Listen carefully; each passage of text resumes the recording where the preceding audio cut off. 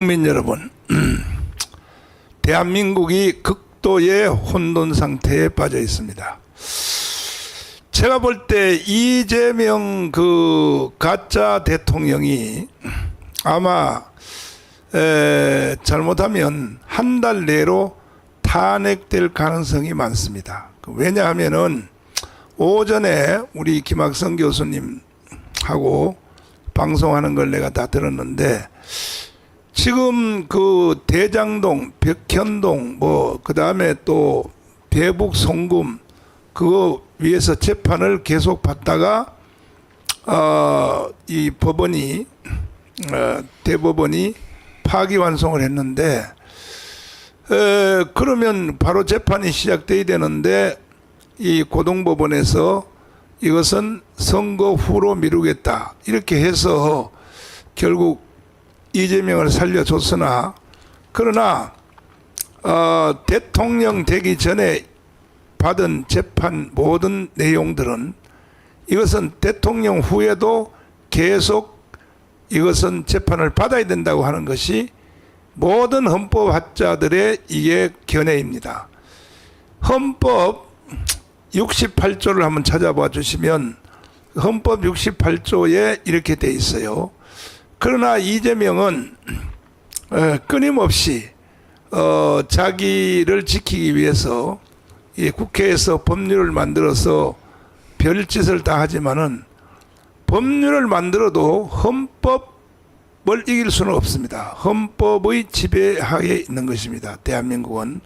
그 68조를 보면 제 2항을 보면은 2항에 대통령이 권위된 때 또는 권리될 때 또는 대통령 당선자가 사망하거나 판결 기타의 사유로 그 자격을 상실한 때에는 60일 이내에 후임자를 선거한다.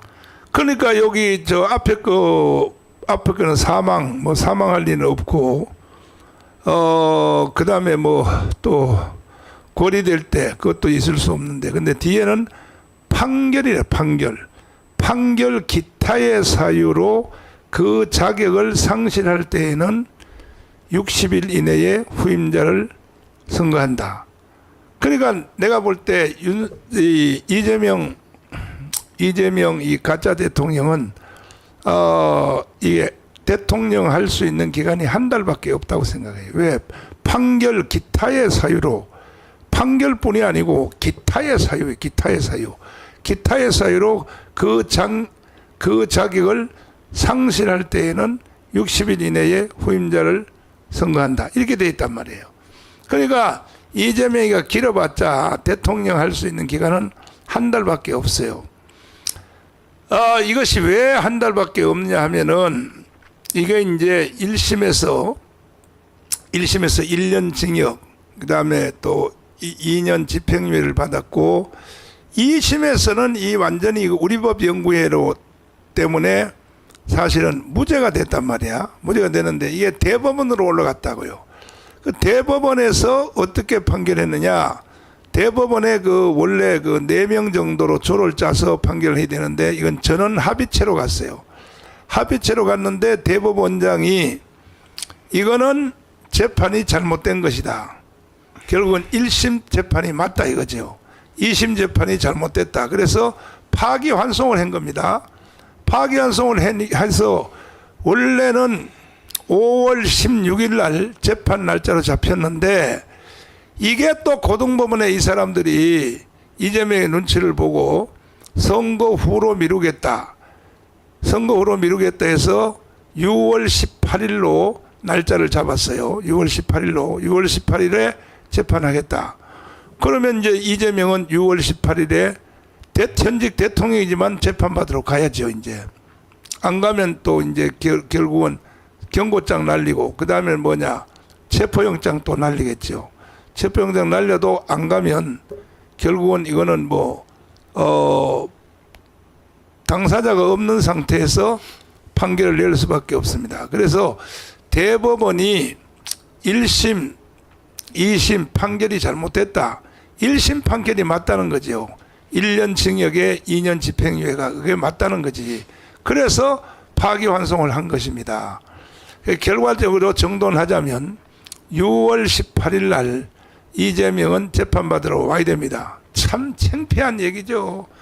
현역 대통령이 그 외에도 또 재판 과정이 또 줄줄이 있어요. 대장동 또 백형동 이건 아직도 재판이 진행 또 중입니다. 그러니까 어차피 이 이재명은요 뭐 스스로 사표를 내든지 아니면 탄핵될 수밖에 없어요. 근데 이재명이가 이게 이제 대통령 취임식 할 때부터 제가 가만히 그 심사를 다 분석을 해보고 했는데 일단 트럼프하고 3일 동안 통화를 못 했잖아요. 트럼프가 왜 3일 동안 전화를 안 받았냐. 그다 이제 어제 겨우 이제 어제 전화를 이제 받았어요. 어제 전화를 받았는데 그것은 가짜 덕담으로 한 것입니다. 가짜 덕담으로 한 것이고 어차피 뭐 너는 날라갈 놈이니까 뭐 가짜로 덕담을 했는데 그 중에서 지금 뭐 이 그 국정원장을 하이코 완전히 주사파 국정원장을 임명을 하고 그 다음에 또 총리를 김민석이가 나를 제일 욕한 사람이거든요. 내가 트럼프 대통령 취임식에 일반 초청으로 간 게 아니라 아주 VIP 초청으로 내가 거기를 갔어요. 갔는데 거기서 방송을 듣다 보니까 김민석이가 국제 인터폴에다가 신청을 해서 정강훈을 체포하겠다. 그 김민석은 국제 인터폴도 자기 마음대로 가지고 노는 놈이에요. 근데 이놈이 총리가 됐단 말이야. 응? 총리가. 그 후에도 계속 이 김민석이가 나를 계속 욕을 했어요. 그리고 대통령 토론회에서 이재명이도 또 전광훈 목사와 어떤 관계가 있느냐. 그러니까 결국은 뭐냐. 전광훈 더하기 광화문입니다. 광화문만 무너뜨리면 자기들이 원하는 목적지로 결국 연방제 통일로 가겠다. 이러한 것이거든. 이런 것. 그 계속 공격을 하는 거야. 심지어 뭐 좌파 애들은 정광훈 때문에 심리적 충격을 받았다고 해서 427명이 손해배상을 한 사람당 50만 원씩 427명이 50만 원씩 정광훈 때문에 심리적 충격을 받았다 해가지고 민사소송을 했어요. 저한테 정신적 427명 손해배상 청구를 했습니다. 이만큼 지금 내가 두려운 거야. 정광훈 목사가 있는 이상 자기들의 목적지 연방제 통일을 갈 수가 없다니 거죠.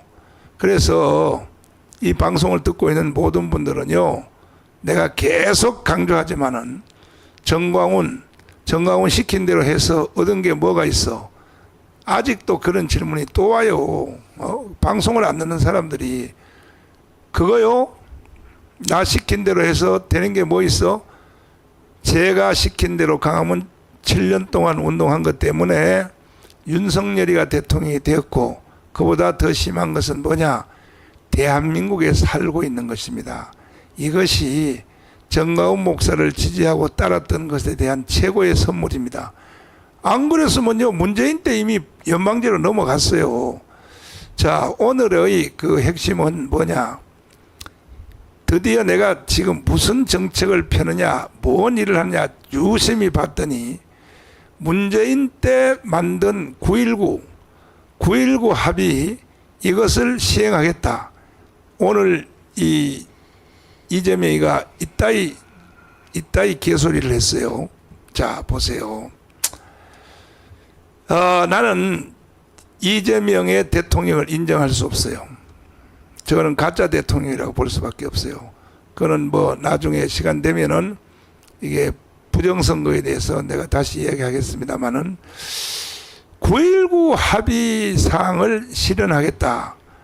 9.19 합의는 이게 문재인 때 한 거거든요. 결국은 이게 나라를 북한으로 넘기겠다고 하는 것인데 이 9.19 합의에 대해서 잘 몰라요, 사람들이. 하도 이 좌파들은요, 숨어서 잘 하기 때문에 잘 모르는데, 이제 황교안 장군님이 지금 나오셨습니다. 네. 안녕하십니까. 이 황교안 장군님은 이게 군대 생활을 오래 하셨고, 1사단장, 1군단장을 했기 때문에 당연히 이 9.19 합의 사항이 뭔지를 잘 아시죠.